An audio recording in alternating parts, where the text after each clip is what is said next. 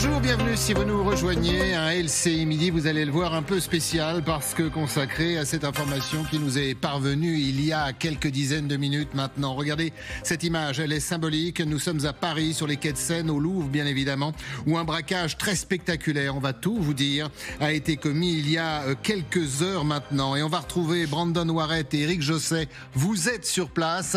Cette image que l'on voit, cette exclusivité LCI, elle a une importance capitale pour ce qui s'est passé, mais également on le verra pour les enquêteurs.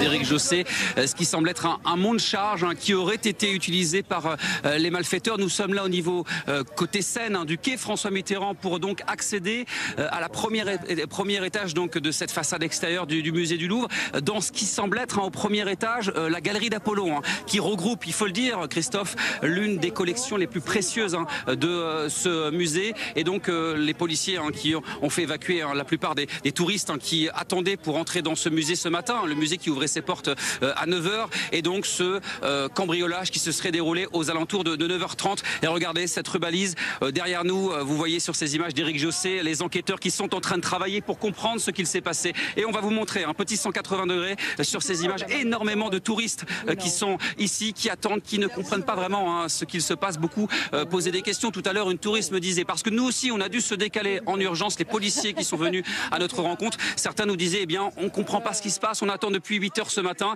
et on nous dit rien. Et donc scène assez spectaculaire ce qu'il se passe ici. Une information à vous donner, puisque la ministre de la Culture Rachida Dati a annoncé que le musée restera fermé pour toute la journée. Merci beaucoup Brandon, merci à Éric Josset pour ces images exclusives. On vous retrouve bien évidemment tout au long de cette spéciale. Vous parliez de la ministre de la Culture, elle a tweeté ce matin. C'est presque par elle d'ailleurs que l'on a appris ce qui s'était passé.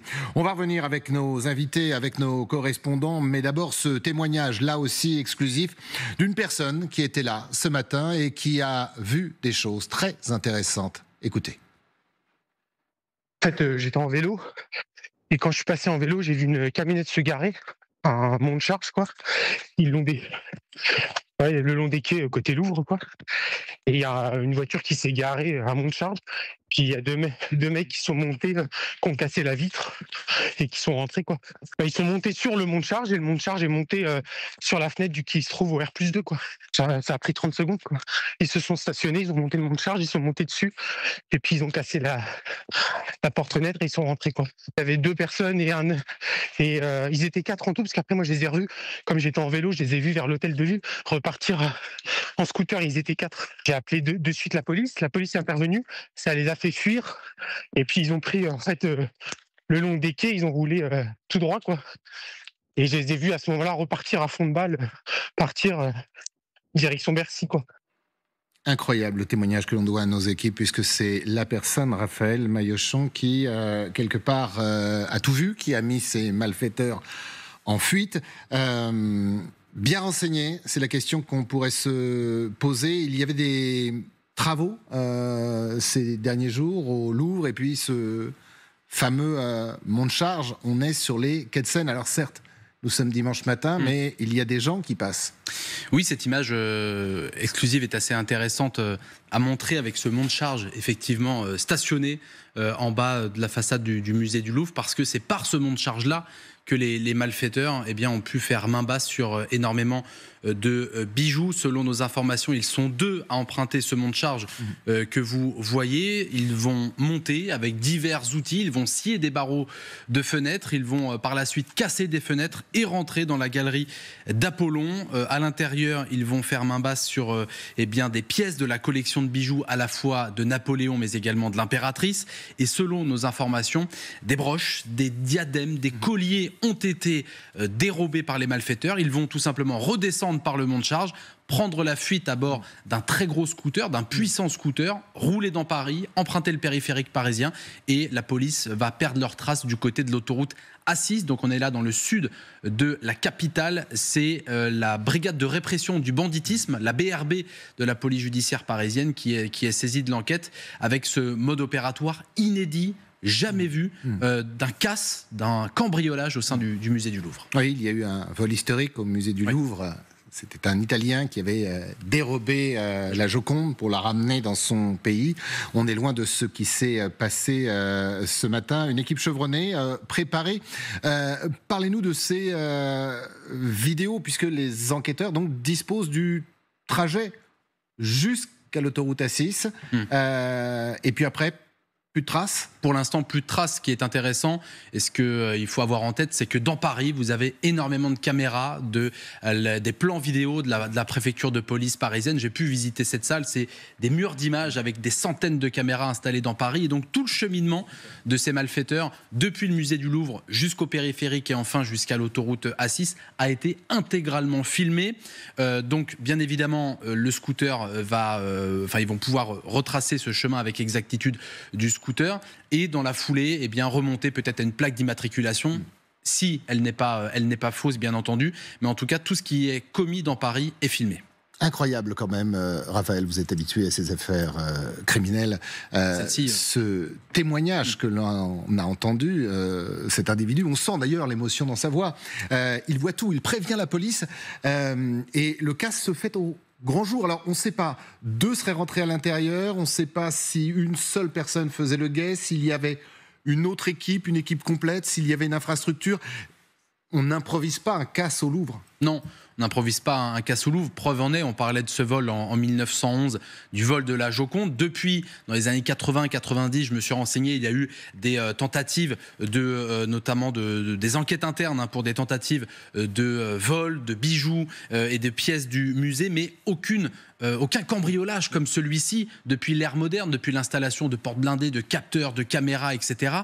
Là, il faut une équipe à la fois très bien renseignée, mais également très bien préparée pour opérer ce casse, avoir à disposition ce monte-charge que vous voyez, des outils pour scier barreaux, fenêtres, rentrer dans la salle. Vous dites quelque chose, pardon Raphaël de vous couper, mais pour que tout le monde comprenne, ce monte-charge aurait été amené par les malfaiteurs. En aucun cas, il faisait partie des travaux qui étaient actuellement au Louvre. Pour l'instant, on ne sait pas avec certitude, mais si on écoute le témoin qui a prévenu la police et qu'on vient d'entendre sur l'antenne d'LCI, effectivement, c'est un monte-charge, une camionnette qui sert notamment pour des déménagements, vous savez, à Paris, pour pouvoir accéder aux étages en hauteur. Une camionnette qui a été tout simplement stationnée en bas avant que cette grande échelle soit déployée, mais visiblement selon ce témoin, à voir ce que nous dit ensuite les résultats de l'enquête, mais c'est un monte-charge qui a été amené par les malfaiteurs eux-mêmes. Absolument incroyable. Regardez cette image exclusive, nous sommes à droite sur votre écran, là vous voyez des enquêteurs de la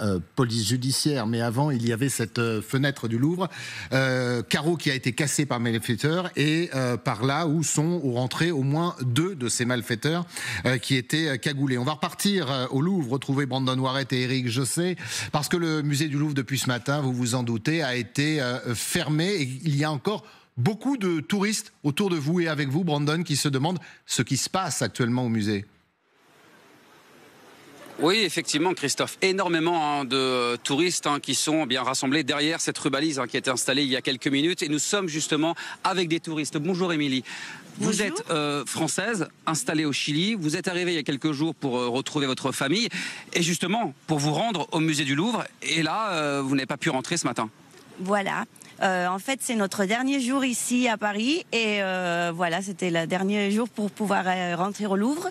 On se retrouve avec cette foule de gens. Comment ça s'est passé lorsque vous étiez tout à l'heure en train d'attendre l'ouverture les policiers vous ont dit de partir, racontez-nous. Non, en fait, on a entendu des sirènes, des voitures de police. On a vu ça, on s'est dit, tiens, il y a eu quelque chose sur la rivière. Et là, du coup, on vient de savoir qu'il y a eu un braquage. Et on est assez... Un cambriolage, Felipe, vous êtes le compagnon d'Émilie, vous, chilien. Donc aujourd'hui, ça aurait dû être votre première au musée du Louvre. C'est ma deuxième fois, mais on avait le temps pour faire bien le musée, donc on a raté ça et c'est dommage parce que, comme dit Émilie, c'est les derniers jours. Quel état d'esprit là ce matin en voyant tous ces policiers, ces enquêteurs et cette foule de touristes rassemblés qui se posent beaucoup de questions encore aujourd'hui parce qu'on ne sait pas vraiment ce qui s'est passé, tous les détails. On a demandé au monsieur qui est dans la cour là, il a dit qu'il n'a même pas d'informations, c'est un truc qui est très débrûlé maintenant. Donc Oui, on entend ça, c'est ouvre le Louvre, mais je pense qu'il ne va pas ouvrir parce que la dimension du vol, c'est vraiment énorme. En tout cas, c'est ce qu'a annoncé la ministre de la Culture, Rachida Dati, le musée qui restera fermé aujourd'hui. Et puis, on espère que vous aurez peut-être la chance demain d'entrer dans le musée. En tout cas, il est fermé aujourd'hui et énormément de touristes autour de nous qui attendent et qui se posent beaucoup de questions. Merci beaucoup Brandon, merci à Eric. Restez bien évidemment là où vous vous trouvez, c'est un petit îlot. On va dire ça comme ça à nos téléspectateurs parce que de là, vous pouvez voir là où s'est passé ce casse, par où sont rentrés ces malfaiteurs, alors que tout le périmètre, bien évidemment, Raphaël, a été bloqué.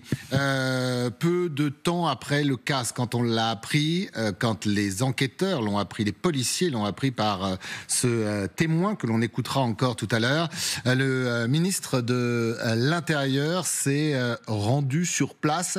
Courte visite avec ces services de police. D'abord, je vous écouterai sur cette visite et puis également sur qui mène l'enquête. Oui, alors l'enquête, elle est confiée, ce n'est pas un hasard, et c'est même logique, aux enquêteurs de la BRB, la Brigade de répression du banditisme de la PJ parisienne. Ils ont l'habitude de travailler sur ces dossiers, sur ces malfaiteurs chevronnés, sur les dossiers, comme on dit, du très haut du spectre de la criminalité organisée. Et donc là, vu les méthodes employées, les moyens employés, et qui plus est le musée qui est ciblé, eh bien les enquêteurs de la BRB, de la PJ Paris qui sont à l'œuvre, on les distingue avec ce gilet police judiciaire en bas. Nul doute qu'ils vont d'abord procéder aux constatations de ce monte-charge, voir des traces ADN, des relevés de police technique et scientifique. Où il a été dérobé ? Où il a été, voilà. Parce qu'on n'arrive pas dans Paris avec un monte-charge. Bon. Après, c'est assez discret parce que c'est. Oui, alors ça sert peut-être en général au déménagement. C'est ça. Je pense effectivement avoir déjà vu ce genre de véhicule, mais très pratique et très bien renseigné, puisque la hauteur, on le voit, tout semblait pensé. Oui, une équipe, parce qu'ils sont plusieurs, avec, selon nos informations, 2 personnes qui vont rentrer à l'intérieur de cette galerie d'Apollon, et une personne qui va rester en bas, sans doute pour pouvoir manipuler le monte-charge, et des ouvriers, j'ai oublié de le rappeler tout à l'heure, selon nos informations, qui étaient vêtus, certains de gilets jaunes, donc assurément, vous voyez, pour se fondre dans la masse, on garde un monte-charge, on installe avec des gilets jaunes, voilà, il manque peut-être quelques plots au sol, voyez, pour... Oui, parce que le stationnement... Là aussi, on découvre ces images avec vous, c'est l'avantage d'être en direct, ce stationnement est normalement interdit. Tout à fait. Je pense que si vous avez une patrouille de police, même un dimanche matin, qui passe et qui vous voit installer un monte-charge, ils vont s'arrêter. On n'est pas très loin de la préfecture de police en plus. Non, vous continuez quelques centaines de mètres, effectivement, et vous arrivez dans l'hypercentre de Paris, du côté de l'île de la Cité, à 2 pas de la préfecture de police de Paris, avec cette voie assez large, la voie de bus que l'on devine à gauche pour les bus, les taxis et les vélos. Mais effectivement, voilà, des malfaiteurs qui, au-delà de l'organisation, de la préparation, voilà, c'était déguisé pour se fondre dans la masse. Et si des personnes les voyaient installer un monte-charge, des gilets jaunes, mais ils se disent pourquoi pas, il y a des travaux peut-être du côté du musée du Louvre. Avant, toutefois, des témoins, ça interpelle des témoins lorsque vous entendez des outils qui vont scier les barreaux, des outils qui vont casser les fenêtres, et voir des personnes qui vont redescendre à la hâte avant de prendre la fuite avec un scooter. Là, bien évidemment, les témoins se sont doutés que c'était des malfaiteurs. On va écouter ce témoignage exclusif recueilli par nos équipes. Il s'agit de Samy. On taira bien évidemment, et vous le comprenez, pour des raisons de sécurité, son nom. Lui, il a tout vu. Plus que ça, c'est lui qui a prévenu la police de ce qui s'est passé. Regardez, écoutez surtout. En fait, j'étais en vélo, et quand je suis passé en vélo, j'ai vu une camionnette se garer, un monte-charge, quoi.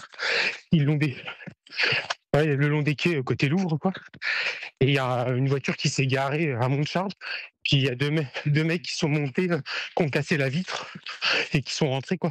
Ils sont montés sur le monte-charge, et le monte-charge est monté sur la fenêtre qui se trouve au R+2, quoi. Ça a pris 30 secondes, quoi. Ils se sont stationnés, ils ont monté le monte-charge, ils sont montés dessus, et puis ils ont cassé la porte-fenêtre et ils sont rentrés, quoi. Il y avait 2 personnes et ils étaient 4 en tout, parce qu'après moi je les ai revus, comme j'étais en vélo, je les ai vus vers l'hôtel de ville repartir en scooter. Ils étaient 4. J'ai appelé de suite la police est intervenue, ça les a fait fuir, et puis ils ont pris le long des quais, ils ont roulé tout droit, quoi. Et je les ai vus à ce moment-là repartir à fond de balle, partir direction Bercy, quoi. Incroyable que ce témoignage et selon vos informations, Raphaël Maillochon, eh bien, ces individus sont partis à bord d'un puissant scooter à direction l'autoroute A6. C'est là où les policiers auraient, je dis bien auraient, perdu leurs traces. Témoignage absolument incroyable parce que regardez cette fenêtre que vous voyez tout en haut de notre écran. Eh bien, il s'agit de la fenêtre par là où ils sont rentrés. Le butin. On peut parler du butin. Alors juste une information, on vit tout ça en direct bien évidemment. Le parquet a été saisi de ce qui s'est passé. 9h30, faut rappeler à tout le monde, ça s'est passé à 9h30 ce matin seulement. Il est 12h12. Oui, le parquet de Paris qui nous répond à l'instant et qui nous confirme qu'une enquête a été ouverte pour vol en bande organisée, association de malfaiteurs en vue de commettre un crime, avec une double saisine, je le disais, à la fois la brigade de répression du banditisme, donc la BRB de la police judiciaire parisienne, mais également avec l'Office central de lutte contre le trafic des biens culturels, l'OCBC. C'est un office qui est placé à Nanterre au sein de la direction nationale de la police judiciaire. Pourquoi ? Parce qu'il y a eu des vols de bijoux. On va en parler, Christophe, des vols de bijoux constatés donc, au sein du musée du Louvre. Alors, parlons du butin. Première question. Est-ce que ces pièces très rares, elles étaient signalées ? Est-ce que cette exposition avait été signalée ? Est-ce que c'était une exposition permanente ? Et puis on parlera peut-être de complicité parce que fallait savoir où se trouvaient ces pièces. Elles étaient où d'ailleurs ? Dans une galerie à part ? Dans une galerie d'Apollon et exposées, j'ai envie de dire, classiquement, c'était pas une galerie temporaire, elles étaient là. Donc au sein de la galerie d'Apollon, ces malfaiteurs qui vont placer ce monte-charge pile à l'endroit pour accéder dans cette salle, dans cette galerie, et scier les fenêtres. Et selon nos informations, ce que l'on peut vous donner ce matin comme information, eh bien, c'est que entre 5 à 10 pièces ont été dérobées, des pièces de la collection de bijoux de Napoléon ainsi que l'impératrice, broches, diadèmes et colliers. Et là, on voit à l'image, vous voyez un policier de l'identité judiciaire avec, j'ai vu écrit aussi PTS sur la chasuble de ce policier pour police technique et scientifique. Donc vous le voyez, des policiers assez lourdement chargés pour le coup, qui vont opérer de nombreuses constatations de police technique et scientifique dans cette salle. Alors pour ceux qui ne connaissent pas bien le musée du Louvre, on rentre là sous la pyramide et là où a eu lieu le vol, les images exclusives que vous voyez tout à l'heure, c'était le long des quais de Seine. Ça se trouve, alors si on regarde cette image, c'est à droite bien évidemment de votre écran. Musée fermé encore une fois pour toute la journée. On écoutera tout à l'heure l'interview du préfet de police de Paris. Non, c'est l'ancien préfet de police de Paris, Laurent Nunez, qui nouvellement a été nommé ministre de l'Intérieur. C'est sa première grosse affaire d'ailleurs en tant que ministre de l'Intérieur. Il était sur place. Il parle d'une grosse équipe chevronnée, bien renseignée, un travail minutieux, bien préparé. On parlera des bijoux parce que c'est intéressant. Que valent ces bijoux ? Comment les écouler ? Il s'agit de marchandises très rares. Des équipes, Raphaël, comme on dit dans le jargon, capables de taper ce genre de pièces, de s'en prendre à un musée. Il n'y en a pas beaucoup aujourd'hui. Est-ce que ça vous donne par expérience peut-être un profil de qui peut aujourd'hui monter sur une opération comme celle-là ? Oui, nul doute que dans leur début d'investigation, les policiers chevronnés de la BRB Paris ont déjà une idée en tout cas de quelles équipes a les moyens, a les renseignements, a le réseau derrière. Parce qu'on parle de ces bijoux, je vous disais tout à l'heure, entre 5 à 10 pièces volées, des broches, des diadèmes, des colliers. Il faut derrière tout un réseau, parce qu'une fois que vous le dérobez, l'idée c'est d'en obtenir du liquide, de pouvoir refourguer ça dans la foulée. Et très peu d'équipes sont capables à la fois de viser le musée du Louvre et d'avoir le réseau suffisant derrière pour écouler la marchandise. Oui, ce sont des pièces maudites, on en parlera dans quelques temps, parce que en fait, en l'état, elles n'ont que peu de valeur. Sauf sur des marchés parallèles ou alors sur des commandes de collectionneurs qui garderaient ça dans des pays bien loin du Louvre d'ailleurs et dans des musées privés.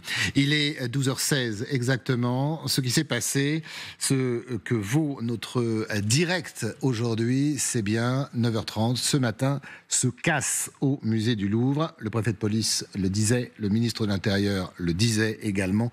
Le butin est inestimable. Brandon Warrett, Éric Josset, vous êtes à quelques mètres seulement de par où sont passés les braqueurs ce matin. Est-ce que vous pouvez nous faire un point sur ce qui s'est déroulé ce matin au musée du Louvre exactement? Oui, effectivement, Christophe. Alors, vous voyez toujours sur ces images d'Éric Jossé ce monte-charge installé du côté de la scène du musée du Louvre, avec cette rubalise qui a été installée par les policiers il y a déjà plus d'une heure. Et vous le voyez, c'est plusieurs centaines de mètres qui sont donc bloqués à la circulation. De l'autre côté, c'est le pont du Carrousel, les voitures, un embouteillage assez important, puisque habituellement les taxis, les bus pouvaient passer de ce côté. Et juste à côté de nous, c'est le pont des Arts, là aussi bloqué. Autour de nous, il y a énormément de touristes qui sont là. Alors on est un peu les relais pour eux depuis tout à l'heure, parce qu'ils sont arrivés au niveau des agents de sécurité juste à côté, ils ont posé des questions, ils n'avaient pas de réponse, alors ils se posent beaucoup de questions depuis ce matin, des touristes italiennes qui étaient là tout à l'heure, qui nous disaient qu'elles venaient pour la première fois visiter ce musée et qu'elles attendent. On est dans l'expectative un peu ici, et on voit toujours sur ces images d'Éric Jossé ces enquêteurs qui viennent, qui font des allers-retours avec des voitures notamment. On prend des photos autour de ce monte-charge, de nombreux agents donc de police qui sont installés notamment autour des quais, et donc beaucoup de questions, des touristes qui attendent. On va regarder sur ces images, on va tourner un peu parce qu'il y a des dizaines et des dizaines de touristes venus de différents pays. Juste derrière nous, vous avez un guide qui raconte l'histoire du Louvre à des touristes américains. Elle nous disait tout à l'heure qu'elle devait entrer dès 8 heures dans ce musée. On fait la visite sur le trottoir, on attend, et donc beaucoup de touristes. Le musée, malheureusement pour ces nombreux touristes ici, restera fermé toute la journée. C'est une annonce de la ministre de la Culture, Rachida Dati. Merci beaucoup, Brandon. Merci à Éric Jossé qui vous accompagne pour ces images exclusives absolument incroyables. On remet dans le contexte, pour celles et ceux qui nous rejoignent, cet élévateur qui a certainement, bien évidemment, été dérobé, qui a servi aux malfaiteurs pour pénétrer dans le Louvre par cette image que vous voyez tout en haut, par cette fenêtre cassée pour dérober un bulletin inestimable, disait il y a quelques instants le ministre de l'Intérieur. Le problème pour ces malfaiteurs, c'est que ces bijoux, je le disais, sont des bijoux maudits, ce sont des bijoux qu'on a du mal à écouler, ce sont des bijoux qui ont de la valeur parce qu'elles sont d'époque, parce qu'elles sont intactes, comme elles étaient dans leur écrin quand elles ont été dérobées ce matin à 9h30. Oui, d'ailleurs, le ministre de l'Intérieur le dit lui-même ce matin, je vais reprendre ses mots, il parle de biens qui ont une valeur patrimoniale et historique, inestimable. Fin de citation de Laurent Nunez, nouveau ministre de l'Intérieur. Mais effectivement, derrière, il va falloir pour ces malfaiteurs écouler ce stock. C'est tout l'objet de leur casse, de leur cambriolage ce matin au sein du musée du Louvre. Pour vous donner un ordre de grandeur, lorsque certains malfaiteurs dérobent des sacs de luxe, par exemple, ou des montres de luxe chez des grandes enseignes à Paris, mais pas que, ils peuvent seulement revendre à peu près un tiers seulement de la valeur marchande du bien, parce que bien évidemment tout se passe sur des marchés parallèles. La valeur faciale que vous avez en magasin n'est pas celle qui va être vendue in fine au sein de personnes qui n'ont que peu de scrupules. Donc effectivement, Christophe, pour ces bijoux-là, entre 5 à 10 pièces, je rappelle qu'il s'agit de diadèmes, de broches et de colliers, il va falloir, et ce n'est pas évident, mais il y a des réseaux parallèles qui cherchent ces biens-là. C'est pour ça d'ailleurs que le parquet de Paris a saisi l'office central, l'OCBC, qui est spécialisé dans les objets d'art volés. Parce que effectivement, le risque, c'est que ces pièces disparaissent totalement et qu'elles quittent la France pour rejoindre parfois des musée plus que privé, loin de notre pays. Yannick Landreau est avec nous d'Alliance 75. Merci beaucoup. Tiens, la question que l'on se posait, quoi faire de ces bijoux? Et d'abord peut-être, quelle équipe est capable de monter sur un coup pareil? Oui, bonjour monsieur. Quoi faire de ces bijoux?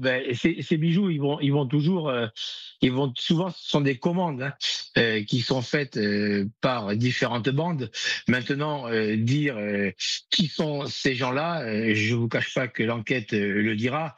Mes collègues de la PJ sont sur place, font des contestations. Ce sont des spécialistes dans ce domaine-là. et vous comprendrez bien que je ne donnerai pas d'éléments qui pourraient nuire à leur enquête. Ça, c'est la première chose. La deuxième chose, ce sont sûrement des bandes organisées, ce sont sûrement des gens qui ont fait des repérages. Pourquoi prendre un monte-charge qui est à proximité? Comment savoir pourquoi il y avait un monte-charge à proximité? Effectivement, il y avait un chantier. Venir avec du matériel, tout ça est prémédité. Donc effectivement, oui, ces gens-là sont souvent des professionnels du braquage, du cambriolage, parce que c'est un cambriolage. Et voilà. Après, vous dire qu'est-ce qu'ils avaient prévu de faire, à quelle heure, à quel moment, à quel jour, ça, je peux pas vous le dire. Alors, bien évidemment, et c'est pas ce que je vous demande, mais en tout cas, des gens qui sont capables de perpétrer 9h30. Tard presque, d'apporter ce camion élévateur de déménagement pour pouvoir pénétrer au 2e étage, de fuir après à bord d'un gros scooter. Il y a une logistique, il y a du monde, on rentre, il y a peut-être, et on en parlera, tiens d'ailleurs, d'un système d'alarme à l'intérieur du Louvre. Il faut que ce soit préparé, Yannick Landreau, il faut que ce soit minutieusement préparé, un coup pareil. Bien sûr, c'est ce que je vous disais.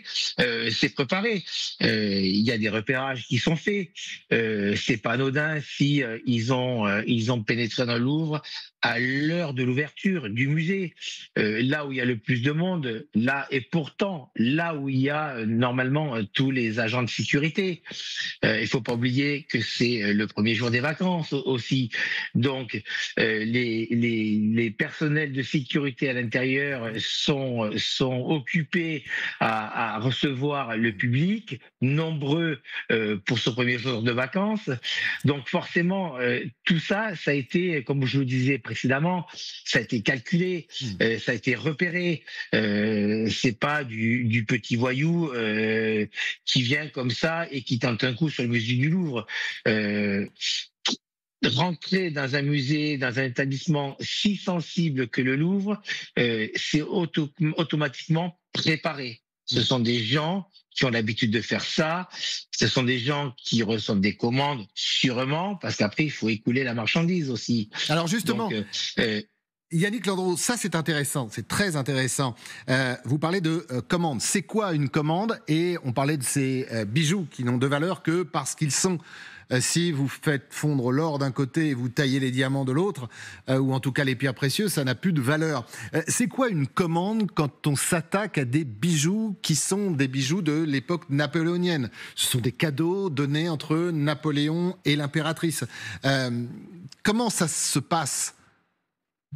Alors, j'attendais votre collègue Raphaël Maillochon qui disait que ces bijoux sont souvent vendus en dessous de leur valeur inestimable. Mais bien sûr, comment écouler de la marchandise? Enfin, c'est toujours des bandes organisées mondiales qui font ça. Après, comment les commandes se passent, moi j'en sais rien personnellement. Mais vous vous doutez bien qu'on va pas voler des bijoux, un bijou précisément, et puis ne pas savoir quoi en faire par la suite. Effectivement, comme vous le disiez, il peut être démonté, il peut être fondu, il peut être revendu en l'état difficilement. Donc il y a tout un système qui se met. Ces gens-là ont l'habitude, c'est leur métier. Merci beaucoup Yannick Landreau d'avoir été avec nous. Merci pour toutes ces précisions. Et oui, Raphaël Maillochon, c'est un métier d'écouler ce genre de pièces. Il ne s'agit pas de tout venant. Il y a aussi cette piste toujours, et vous parliez de ce service qui est saisi pour éviter que cette dizaine de pièces à la valeur inestimable, hein, c'est ce que dit le ministre de l'Intérieur, ne partent de France, ne quittent nos frontières et finissent au fin fond d'un musée privé, parce qu'il y en a, et c'est souvent le cas d'ailleurs en matière d'œuvres d'art, de tableaux ou de meubles parfois. Oui, j'ai pu tourner dans ce service, je vais les citer une nouvelle fois, c'est l'OCBC, l'Office central de lutte contre le trafic des biens culturels. Et ce que je peux vous dire, c'est qu'à chaque fois qu'un bien est volé dans un musée de la planète, ils ont une banque de données extraordinaire dans leur base de données où tous les biens sont photographiés, sont répertoriés, lieu, date du vol, énormément de photos. Et derrière, eh bien, ils vont scanner toutes les pièces de procédure qu'ils peuvent avoir. Là, selon nos informations, c'est donc entre 5 et 10 pièces qui ont été dérobées, des broches, des diadèmes, des colliers. Nul doute qu'à l'instant T où les constatations sur ces pièces volées ont été remontées au sein de cet office et de la BRB, eh bien, tout a clignoté en rouge dans ce service de police judiciaire qui rassemble à la fois des policiers et des gendarmes, compétences nationales et internationales. Donc ça voudrait dire, pardon, encore une fois, parce que... on aime vous écouter, on aime ces précisions, mais c'est pour que tout le monde comprenne. Est-ce qu'à partir du moment où ce service a été saisi, nos frontières ont été bloquées, surveillées, les aéroports bien évidemment, pour éviter que ces bijoux puissent partir? En tout cas, la transmission... En tout cas, est-ce que les policiers appellent leurs contacts? Parce que je suppose que c'est un réseau européen, voire mondial. Bien sûr, vous avez à la fois une coopération européenne et internationale. Alors, les frontières, techniquement, n'ont pas été bloquées et verrouillées, mais la transmission d'infos s'est faite. Alerter tous les autres services, les autres musées, les polices européennes et internationales, en leur disant, voilà, telle et telle et telle pièce ont été dérobées. Voici les photos que nous avons. Ça a été dérobé ce matin à 9h30 au musée du Louvre en plein Paris. Et derrière, toutes ces pièces... Les collectionneurs aussi, les galeries. Alors pour les diamants ou pour les pierres précieuses, on pense à la place d'Anvers, parce que là se taillent des diamants ou se défont, ça dépend qui s'en occupe, et il y a eu souvent des opérations de police dans ce secteur, mais c'est dangereux, en fait, ce sont des bijoux inflammables, vous pouvez tomber parce que ils sont connus du monde entier. Oui, il travaille avec effectivement des indicateurs, au même titre que la criminalité organisée qui faisait dans le braquage. Les policiers de cet office-là, les gendarmes de cet office-là, effectivement, travaillent également avec des personnes qui sont dans le milieu, qui peuvent renseigner. Voilà, j'ai entendu une personne qui cherchait à me vendre un diadème, j'ai un doute, j'ai pas vu de photo, mais voilà, en tout cas, il y a une transmission d'informations, ce qui fait que ce service-là, par an, est saisi de nombreux vols et arrive à retrouver des bijoux à l'international. Parce qu'il y a, et heureusement, cette coopération. On imagine que ce sont des bijoux sulfureux, c'est-à-dire que si vous commencez à négocier ou à échanger sur ce type de bijoux, comme vous disiez, tous les clignotants sont au rouge et que la police ne tarderait pas à vous tomber dessus. On est avec Bruno Pomar. Merci beaucoup, Bruno, d'être avec nous. Ce qui nous intéresse, bien évidemment, c'est ce casque. Regardez cette image, elle est importante. Et il s'agit de ce véhicule, certainement un véhicule de déménagement, un monte-charge qui a servi ce matin. On écoutera un témoignage exclusif dans quelques instants aux braqueurs. Ils étaient au nombre de 3, de 4, on ne sait pas, à pénétrer en tout cas pour 2 d'entre eux cagoulés. Je parle sous votre contrôle, Raphaël, à l'intérieur, et c'est la fenêtre par laquelle ils sont entrés pour voler cette collection de Bonaparte à Joséphine. Bruno, ce qui nous intéresse, parce que Raphaël nous le disait tout à l'heure, cette équipe, elle a réussi à fuir à bord de puissants scooters. Les policiers auraient perdu leurs traces en direction de l'autoroute A6. Si on prend le jargon policier, il n'y a quand même pas beaucoup d'équipes capables de monter sur un coup pareil, Bruno. Non, ça demande une organisation, évidemment, c'est du grand banditisme avec une véritable organisation. On le voit avec ce camion élévateur et puis la méthode qui est mise en place, c'est-à-dire des équipes très légères, très rapides, puisqu'ils le font en scooter pour pouvoir partir le plus rapidement possible et échapper aux forces de l'ordre. Ça, c'est important, d'autant que le lieu, évidemment, est assez circonscrit compte tenu qu'on est en plein Paris. Donc, effectivement, ça demande des équipes rompues à ce type d'affaires et qui sont passées du stade maintenant vous savez, avant on braquait des fourgons blindés et des banques. Maintenant, on est passé dans ce dispositif qui consiste à aller chercher des bijoux et autres à haute valeur ajoutée, comme on dit. Donc, effectivement, c'est un travail qui a été bien préparé, bien organisé, avec du repérage certainement, et puis ensuite, évidemment, derrière, ce que disait Raphaël très justement, une organisation internationale qui permet évidemment d'avoir des commandes particulières pour pouvoir aller chercher ce type de bijoux, tout au moins. Bruno, plus c'est gros, plus ça marche, parce qu'il faut rappeler à nos téléspectateurs, et encore une fois sous votre contrôle, Raphaël, que le casse se serait passé à 9h30. Nous sommes en plein Paris. Le commissariat n'est pas loin, la préfecture de police n'est pas loin, bien évidemment. On est quai de Seine, Bruno. Le musée du Louvre, il y a beaucoup de touristes. On les a vus tout à l'heure et on les a entendus avec nos équipes. Il faut quand même être gonflé. Ah ben oui, mais tout à fait. Non, mais c'est des gens qui sont encore une fois rompus à la préparation d'abord de ce type d'action, effectivement, avec une mobilité formidable. On l'a vu d'ailleurs, si vous vous rappelez, les bijouteries qui ont été attaquées il y a quelque temps. On le voit avec encore une fois des équipes mobiles, et pourtant ça se fait rue de Rivoli, place Vendôme et autres. Les gens n'ont plus peur de rien, effectivement. Ces gens n'ont plus peur de rien et savent encore une fois qu'ils sont capables de pouvoir quitter le lieu de la scène, tout au moins du cambriolage, le plus rapidement possible. C'est là où on voit effectivement qu'ils n'ont plus peur de rien. On peut penser que c'est peut-être des équipes de gens qui sont commandés de l'étranger, voire des spécialistes évidemment du grand banditisme. Pourquoi pas d'anciens militaires rompus à des techniques particulières comme ça, parce qu'il faut être encore une fois fort bien préparé pour pouvoir réussir ce coup. Alors encore une fois, et Raphaël l'a bien précisé tout à l'heure, on a des services internationaux avec Europol, Interpol et autres qui travaillent sur ces sujets-là, évidemment, parce que, encore une fois, s'il y a eu une commande concernant ces bijoux, effectivement, il y a un traçage qui est fait. Et là, encore une fois, on a des services de police et de gendarmerie qui sont à même éventuellement de remonter la filière. Encore une fois, ça va être un travail d'enquête long et déterminé de la part de nos forces de sécurité. On va parler de cette commande dans un instant, Bruno, bien évidemment, de qui peut commander et où peuvent atterrir ou finir ces bijoux. Est-ce qu'ils seront fondus, démontés, retaillés, ou alors est-ce qu'ils finiront dans un musée secret, parce que ça existe quelque part dans le monde. Mais Bruno, je voudrais vous faire écouter ce témoignage exclusif. En fait, il s'agit, recueilli par nos équipes, de la personne qui a tout vu et surtout, quelque part, non pas qui a mis en fuite, mais qui a prévenu les services de police de ce qui se passait ce matin, 9h30, au Louvre. Écoutez bien.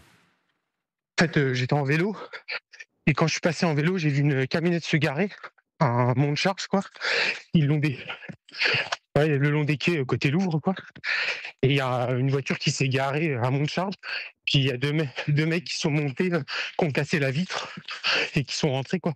Ils sont montés sur le monte-charge et le monte-charge est monté sur la fenêtre qui se trouve au R+2, quoi. Ça a pris 30 secondes, quoi. Ils se sont stationnés, ils ont monté le monte-charge, ils sont montés dessus et puis ils ont cassé la porte-fenêtre et ils sont rentrés, quoi. Il y avait 2 personnes et ils étaient 4 en tout, parce qu'après moi je les ai revus, comme j'étais en vélo, je les ai vus vers l'hôtel de ville repartir en scooter. Ils étaient 4. J'ai appelé de suite la police est intervenue, ça les a fait fuir et puis ils ont pris en fait le long des quais, ils ont roulé tout droit, quoi, et je les ai vus à ce moment-là repartir à fond de balle, partir direction Bercy, quoi. Alors, une réaction, bien évidemment, Bruno, à ce que vous venez d'entendre, quand on disait que c'est une sacrée équipe. Il faut quand même le faire. C'est-à-dire que prendre tous les risques, s'enfuir. On en revient au nombre de gens capables de préméditer un coup pareil, capables d'avoir les contacts, et notamment pour écouler ces bijoux. Ben écoutez, oui, il y a peu d'équipes qui sont capables de faire ça, mais ça démontre encore une fois d'abord que ces équipes-là ont du renseignement. Vous voyez, ils ont tapé sur une fenêtre bien précise, donc ça veut dire, et l'enquête le déterminera, pardon, c'est pas à nous de le faire, mais on peut supposer d'abord qu'il y a du renseignement, qu'il y a du repérage, et qui permet encore une fois d'être le plus précis possible et le plus rapide en matière d'intervention. Donc ils sont effectivement d'une très grosse efficacité, ce qui veut dire qu'on a affaire évidemment à des individus chevronnés, à l'inverse de ceux d'ailleurs qu'on a connus, si je peux faire une comparaison, vous savez, avec les PDG de la crypto-monnaie qui ont été kidnappés, les familles ou eux, par des équipes, ce que j'appelle souvent des pieds nickelés, de jeunes de banlieue, etc. Là, on peut penser très réellement que ce sont des équipes quand même très chevronnées, très renseignées et très préparées pour ce type d'affaires. Bruno, vous avez dit tout à l'heure qu'il pouvait s'agir d'une commande. Pardon, mais qui commande ? C'est-à-dire que qui dit j'aimerais bien récupérer sous votre contrôle, Raphaël, une dizaine de pièces rares, historiques, répertoriées, que tout le monde connaît ou presque. C'est-à-dire que les services de police, bien évidemment, mais je pense qu'il n'y a pas un bijoutier, qu'il n'y a pas un négociant, qu'il n'y a pas un musée ou un amateur d'art au monde qui ne connaissent pas ces pièces. Donc pourquoi passer cette commande-là ? Bah écoutez, il y a deux possibilités. Soit un fanatique qui adore tout ce qui touche à l'histoire de notre pays à travers ses bijoux, a voulu les récupérer à tout prix. Bon, j'en doute un petit peu. La deuxième réponse, ça peut être effectivement des équipes qui récupèrent ces bijoux pour évidemment les fondre, les transformer, etc. On sait que la valeur de l'or actuellement est au plus haut, donc ça peut être une raison. Moi, je pense quand même qu'il y a avant tout la valeur de ces bijoux qui peut rentrer en jeu. Donc un collectionneur très très riche qui pourrait effectivement avoir envie d'avoir ces bijoux-là et de les avoir dans cette collection qui est super privée. C'est encore une chose à montrer, mais pourquoi pas? Tout est possible, vous savez, dans ce monde. Alors, restez avec nous parce que question posée à tous les deux et pour que nos téléspectateurs comprennent bien, c'est sûr que ces bijoux, alors il n'y a pas de valeur en plus, hein, c'est-à-dire que ça vaut, on ne sait pas ce que ça vaut, puisque ce n'est pas en vente et que ça normalement ne sera jamais à vendre. Bien évidemment, il s'agit d'une collection privée, elle appartient à la France. Mais ces bijoux, si jamais ils étaient revendus, ils vaudraient 10-15% seulement de leur valeur. L'or fondu, ça vaut de l'argent, bien évidemment, mais pas autant que quand il s'agit de bagues, de rivières ou de colliers. Et les diamants retaillés, ça vaut pas grand-chose, bien évidemment, par rapport à la valeur de base. Donc, qui prendrait la responsabilité, ne serait-ce que même de les tailler, de toucher ces bijoux pour pas grand-chose? Non, il faut être clair sans avoir de certitude là-dessus sur des faits comme ceux qui ont été commis ce matin avec ces nombreuses pièces dérobées, certainement pour une commande. Une personne à travers le monde, en France ou ailleurs, hein, mais qui va passer commande pour avoir ces pièces chez elle sans que... Parce qu'elle ne pourra jamais les avoir, non. Malgré tout l'argent. Oui. Elle ne pourra jamais les acheter. Non, c'est comme la Joconde, on en parlait tout à l'heure, Christophe, en début d'émission. La Joconde dérobée en 1911, retrouvée 2 ans plus tard. Jamais, alors c'est un tableau, jamais il n'a été question de la découper pour que chacun ait des bouts de Joconde à X millions d'euros. L'idée, c'est effectivement, dans ce vol, c'était de l'avoir, de la posséder. La Joconde, elle n'a pas de valeur sur le marché. On ne sait pas si elle vaut 500 millions, 1 milliard ou que sais-je. C'est l'idée pour ceux, en tout cas la personne qui l'avait volée en 1911, on en parlait, qu'elle le retourne en Italie, mais ces biens culturels inestimables, quasiment indécoupables, ou qui ne vont pas aller fondre, c'est de l'or certes, mais il y a bien plus d'or ailleurs à chercher pour pouvoir le fondre. Ces biens-là, ils répondent sûrement et très souvent à une commande de richissimes collectionneurs qui veulent posséder des pièces et qui, grâce à des réseaux mafieux, organisés, arrivent à monter des équipes comme celle-ci pour aller dérober ces pièces-là. Et si ces pièces arrivent, si ces malfaiteurs ne sont pas rattrapés par la police judiciaire française, eh bien les pièces vont finir dans des collections, dans des coffres, dans des maisons à travers le monde, voilà, contre des millions d'euros pour rémunération pour ces malfaiteurs. C'est assez extraordinaire ce que vous nous dites parce que ça touche tout, hein. On parle de bijoux bien évidemment, mais vous pouvez avoir du vin, vous pouvez avoir des meubles bien évidemment, des tableaux, des sculptures, des œuvres d'art. En fait, même quand vous avez beaucoup d'argent et que vous ne pouvez pas vous offrir parce que ces objets ne sont pas vendables, bien vous envoyez, vous payez des équipes comme celle-là pour pouvoir les voler. Bruno Pomar, nul doute bien évidemment que ces équipes-là, je ne vais pas dire qu'elles sont connues, mais allez, on va se dire les choses. Des gens capables d'opérer avec ce sang-froid, cette maîtrise, les enquêteurs peuvent se dire on les connaît, ou en tout cas on en connaît certains capables de le faire. Oui, nos fins limiers de la police dans ce domaine, effectivement, ont sûrement des pistes potentielles, puisqu'ils travaillent tout au long de l'année sur ces réseaux de grand banditisme. Donc, ils ont évidemment sûrement quelques informations et au fur et à mesure de l'avancement de l'enquête, effectivement, vont arriver peut-être effectivement à essayer de trouver trace de ces individus. Mais encore une fois, le travail est compliqué compte tenu de ces réseaux qui sont des réseaux de grand banditisme très structurés, très organisés, qui sont capables de réaliser ce type de cambriolage. Se pose quand même la question, permettez-moi de faire une parenthèse, c'est de la sécurité de ces bâtiments, de ce Louvre, parce que comment casser une fenêtre et pouvoir arriver aussi rapidement sur des bijoux de cette valeur inestimable, là se pose la question de la sécurité du Louvre et de d'autres d'ailleurs secteurs qui protègent ce type de joyaux. Effectivement, on se pose la question du travail de la sécurité interne.